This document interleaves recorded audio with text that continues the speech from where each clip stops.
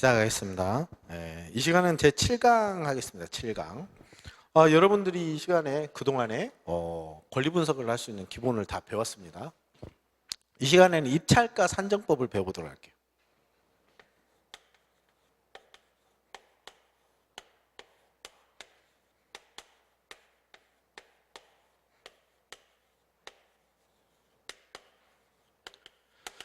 자, 우리가 경매 시장에서 경매 물건이 나타나죠.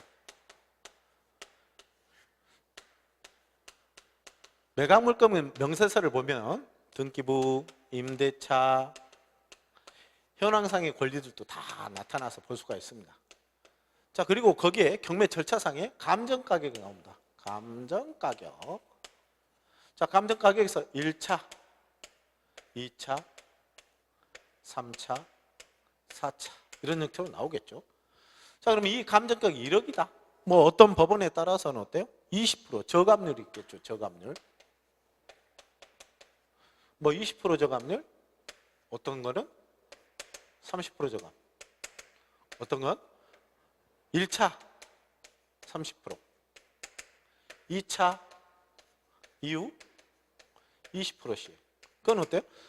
저감률 자체는 그 해당 경매 법정에서 어떤 자기 나름대로 절차상 법입니다. 그래서 그 저감률을 정하는 거는 그 해당 법원의 판사의 재량권이다 라고 생각하시면 될 것이고, 자, 기본적인 20% 30% 저감률 자체는 어때요?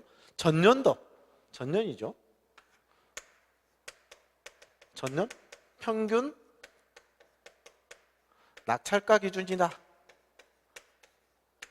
이렇게 생각을 하고 여러분 계시면 될 것 같습니다. 자, 그러면 이 물건이 경매 진행하는 경매 물건이에요. 경매 물건. 자, 이 물건을 입찰해서 입찰을 하고 싶은 거야. 입찰. 자, 입찰하면 기본이 있겠죠. 뭐 이해관계인들은 배당을 받을 수 있고, 나는 낙찰받아야지. 자, 입찰에서 배당까지 대부분의 많은 일반 경매는 낙찰, 한마디로 소유권에 투자를 한다. 투자 개념이요. 이렇게 말합니다. 소유권을 가져오는 거, 저렴하게 낙찰받아서 소유권을 내 걸로 만드는 게 바로 경매다, 이렇게 생각하는 사람이 대한민국의 대부분이겠죠. 그런데 제가 여기서 여러분한테 조금 더 말씀드리고 싶은 거는, 저희 학원에서는 다른 일반적인 소유권에 관한 경매가 아니라 여기서 두 가지 방법이 더 있습니다. 첫 번째, 경매 부분에 대해서 저는 여러분 전문가 경매라고 할게요. 여기서 하나 더 여러분한테 말씀드리고 싶은 거는, 저희 학원에서 하는 권리투자 경매가 있어요.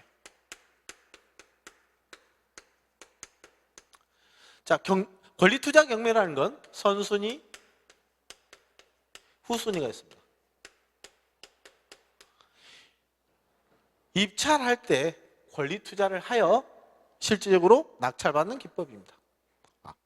이거는 여러분한테 비밀 병기이기 때문에 알려드릴 수는 없고, 이 시간에 수업 시간에 하는 걸로 하겠습니다. 이게 저희들이 학원에 사실은 가장 다른 학원과 차별화된 권리투자 경매라고 생각하시면 될까요? 왜 이 부분은 안 알려주느냐? 저희도 먹고 살아야 되니까요. 이런 말씀을 드립니다. 왜? 지금 이건 여러분한테 드리는 무료 동영상이고, 경매를 입문을 어떻게 해야 되냐? 내가 어떤 마음을 가지고 어떤 상황에서 왜 경매 공부를 해야 되는가예요. 이 부분을 짚어주기 위함이지 여러분한테 전반적인 지식은 줄 수는 없습니다. 경매 시장이라는 거는 실제로 돈을 벌기 위한 시장이에요. 자, 역으로 생각해 보죠. 여러분한테 100을 줬다라고 하면은 그게 평균한테 모든 사람이 다 아는 그런 지식이다. 이 지식을 가지고는 절대 경매 시장에서 돈을 못 봅니다. 벌 수가 없죠. 그렇기 때문에 특별한 여러분만이 가지고 있는 실질적인 어떤 무기가 있어야 돼요. 저도 마찬가지입니다. 우리 학원에서도 무기가 있습니다. 허탕치지 않는 무기. 한마디로 경매 입찰해서 갔는데 떨어졌어요. 수십 번 입찰해서 수십 번 떨어졌어요. 이 부분에 다시 또 도전할 수 있는 경매에는 쉽지 않습니다. 그래서 한 번 입찰해서 한 번 바로 낙찰받을 수 있는 기법이다 라고 말씀을 드리고 싶네요. 두 번째, 엠펠 경매. 엠펠 경매는 여러분이 어때요? 조금 들어보신 분이 기존에 경매 공부를 했다는 건 엠펠이라는 경매에 대해서 조금 들어봤을 겁니다. 그런다고 해서 지금 오늘 무료 동영상 속에서 이런 부분을 가지고 여러분하고 강의는 안 할 겁니다. 그래서 왜? 이거는 뭐다? 무기다. 무기. 내가 그 부동산 시장에서 낙찰을 받을 수 있는 무기다. 이렇게 생각을 하시면 될 것 같습니다. 자, 이 시간에는 이제 간단하게 입찰가 산정. 과연 이렇게 저감률 1억 8천 2차죠. 6,400 계속 떨어지겠죠. 5,100 여기까지 4차까지 5,100이 떨어집니다. 20% 저감이라면. 자, 이랬을 때 내가 과연 이 물건 감정 가격이 1억이었는데 얼마에 낙찰 받아야 될까라는 부분입니다. 제가 그랬죠. 그 물건의 가치 가격과 가치 가격, 입찰가는 과연 얼마 써야 되는가? 둘 다 알면 좋겠죠. 그런데 가치 가격 평가는 여러분이 평가하기가 어렵습니다.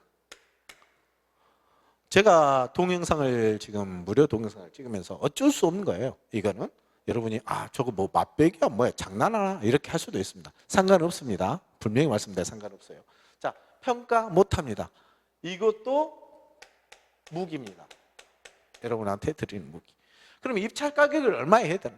내가 입찰했을 때 여기에서 무잉여 경매만 설명을 할 겁니다. 무잉여. 우리는 경매를 낙찰받았을 때 그 물건에 채권자가 있다 그랬죠. 그 물건에 채무자 겸 소유권자가 있고 채권자가 있습니다. 채권자 1순위가 있고 2순위가 있어요.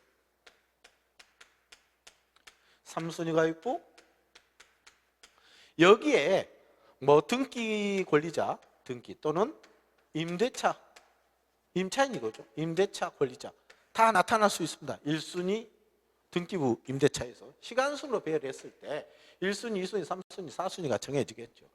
자, 경매 신청 채권자입니다. 2순위가 경매를 신청했다. 신청 채권자죠. 이 경매 신청 채권자가 입찰에서 배당을 받아가야 된다는 거야. 배당. 입찰 가격에서 배당을 받아야 신청 채권자가. 그래야 경매 받고 나서 절차사항이 있죠. 자, 오늘 입찰에서 최고가 매수인이 됐습니다. 오늘 일주일이 있겠죠. 일주일 후 매각 결정을 합니다. 결정 기일이 잡히죠. 자, 매각 결정을 하는데 이 결정입니다. 이 결정이 허가, 불허가 결정을 해줍니다. 자, 그러면 무잉여 경매라는 거 뭐냐? 경매 신청 채권자가 예를 들어서 1순위가 8천입니다. 채권이. 2순위가 2천입니다. 3순위가 5천입니다. 근저당이 됐든 감리가 됐든 상관없습니다. 자, 그런데 이 물건이 어때요? 지금 2차 가격까지 떨어서 8천이네? 2차야. 오늘 입찰기일. 오늘 입찰한대. 그럼 어때요? 8천에 최저가가 8천이잖아. 8천에 낙찰 받는 거야. 최저가로. 그러면 어때? 1순위 권리자 8천이 다 배당을 받아가겠죠. 근데 경매 신청은 누가 했다? 2순위가 했어. 2순위 채권자가 배당을 받아가요. 신청 채권자. 경매 신청 채권자가 배당, 한마디로 잉여죠. 잉여. 무잉여라고 했잖아. 잉여가 있으면은 허가 결정이 나는 거야. 잉여는 허가 결정. 자, 무잉여는 뭘까요? 경매 신청 채권자가 얘가 8천이잖아요. 근데 최저가가 8천이야. 그런데 1순위에서 다 받아가잖아. 2순위 채권자는 어때요? 2천만 원 있는데 2천 가지고 경매 신청한 거야. 배당을 받아갈 수 있다 없다? 없다. 왜? 1순위에서 다 받아가니까. 그러면 얘가 어때요? 경매 신청을 했는데 신청 채권자가 남을 가망이 있다 없다? 없다. 배당을 하나도 못 받아간다는 거죠. 응? 이게 무잉여입니다. 무잉여. 그럼 어때요? 이 무잉여 경매는 불허가 결정이 난다는 거야. 그럼 입찰 가격은, 입찰가 산정은 어떻게 해요? 입찰가 산정.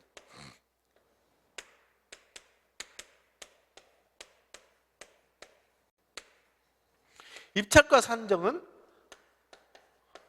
무잉여 가격이 안 나와야지.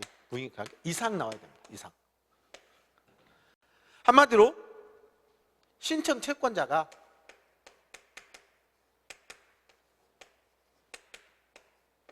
배당이 있어야 된다. 배당을 받을 수 있는 가격으로 입찰가를 써야 된다.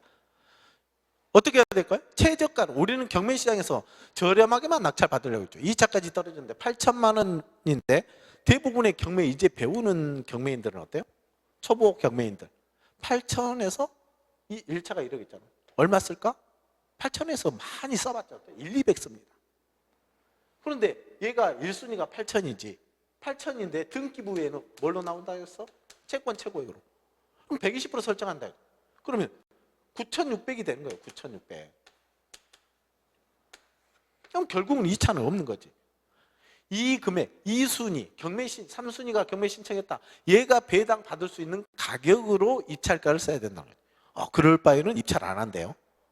어쩔 수 없어요. 그래서 어때요? 그 가격이 경매 신청, 1순위가 경매 신청하면 어때요? 얘가 배당 받으면 되겠죠. 얘도 또 경매 신청할 수 있겠죠. 이게 어때요? 중복 경매가 되는 거예요. 얘가 경매 신청한 경매 사건이 있을 것이고 얘가 경매 신청했다? 1순위에 경매 사건 번호가 있습니다. 근데 물건은 하나지. 이게 바로 중복 경매라고 합니다. 자, 중복 경매는 경매 신청 채권자, 경매 신청 채권자 그 누구나 아무나 배당 1원이라도 잉여가 있으면 허가 결정이 난다. 허가 결정. 그래서 대부분의 무잉여 경매 때문에 어때요? 감정가 1억짜리가 몇백만 원까지 떨어질 수 있어요. 그게 뭘까요? 여기에 경매 신청 채권이 있는데 임차권이야, 임차권. 임차권이 있는데 임차 보증금이 엄청 큰 거예요. 근데 임차 보증금이 있는 상태에서 얘가 경매 신청을 했어. 근데 배당을 받아가죠. 선순위 임차인인데. 그런데 말소 기준 권리는 2순위가 되겠지. 그때 등기부에. 자, 1억인데 보증금이 1억 5천이야. 그러면 1순위가 경매 신청해도 어때요? 1억인데 감정가는 1억 5천이잖아요. 누가 입찰 안 하겠죠. 얘가 배당 요구했어. 1순위도 배당 요구를 한 거지. 경매 신청을 했어. 그래도 어때요? 1억 5천이 최저가가 돼야 돼. 왜? 쭉 떨어져서 100만 원까지, 100만 원까지 떨어졌어도 어때요? 100 플러스 얘는 우리가 말소 기준 권리는 선순위가 되는 거야.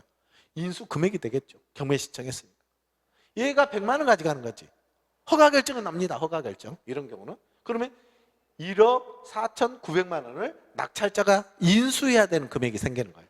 그러다 보니까 어때요? 결국은 이 물건을 입찰할 사람이 없는 거야. 100만 원에도. 자, 이랬을 때 이제 여러분이 어때요? 누가 이 물건을 낙찰 받아야 되느냐. 이런 부분이 생기겠죠. 이것도 마찬가지입니다.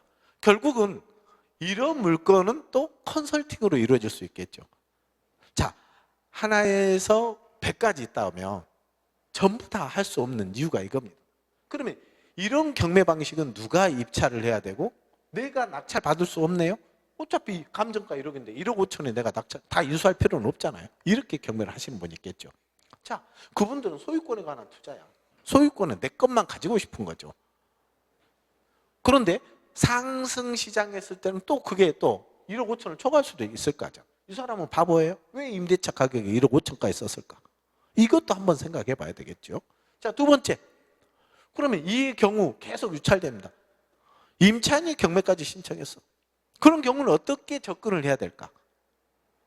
내가 저 물건을 가지고 싶은데. 그건 어때요? 이걸 생각해 봐야 됩니다. 권리 투자든지 엠페리든. 물론 엠페리는 힘들겠지만은 권리 투자. 그리고 임장 활동을 통해서 여러분이 어때요? 과연 그 임차인이 그 물건에 대해서 어떻게 생각을 하고 있는가? 이 부분도 다 파악을 해야 되겠죠. 자, 여러분이 꼭 이 말을 하고 싶어요. 무잉여 경매 부분을 떠나서 경매 시장에서는 여러분이 어때요? 목적을 가져야 돼요. 목적. 경매 시장에서. 한마디로 내가 경매에 대해서 돈을 벌고 싶다? 아니면 소유권을 하나 가지고 싶다? 이걸 떠나서 여러분 어때요? 목적은 무엇이냐? 과연 이 시장에서 내가 전문가로 돼서 돈을 벌고 싶다라는, 아까 재테크를 하고 싶다? 재테크라는 목적을 가지면은 할 게 천지입니다. 할 게 천지라고. 근데 대부분 어때요? 경매를 배우면 저렴하게 낙찰받는 게 경매다라고 생각하니까 여러분이 할 게 없는 거야. 그러면 더 배워서 다른 부분까지 공부를 좀 하고 싶다라고 하면 또 여러분은 이런 말씀을 하죠. 어렵다라는 얘기. 어렵다. 실질적으로 다른 파트의 공부를 하는 건데 쉬울 리가 없잖아요. 쉬우면은 누구나 다 하죠. 누구나 다 돈 벌 수 있습니다. 여러분한테 딱 한마디만 하고 이 시간을 마칠게요. 자, 경매는 재테크 시장이나 거의 유사합니다. 마지막 시장에서 이거를 많이 알면 알수록 그만큼 돈을 많이 버는 것이고, 모르면 모를수록 돈을 못 벌어가는 겁니다. 자, 어려운 걸 도전해야죠. 더 알아가야죠. 그래야 돈을 벌 수 있는 거예요. 여러분 입장에서 그냥 공부만 해서 돈을 번다? 쉽지 않습니다. 알아간다고 생각하십시오. 시간을 두고 여유로운 마음으로 입문을 했으면 하는 제 바람이다. 이렇게 생각해 주시고 이 시간 마치겠습니다. 수고하셨습니다.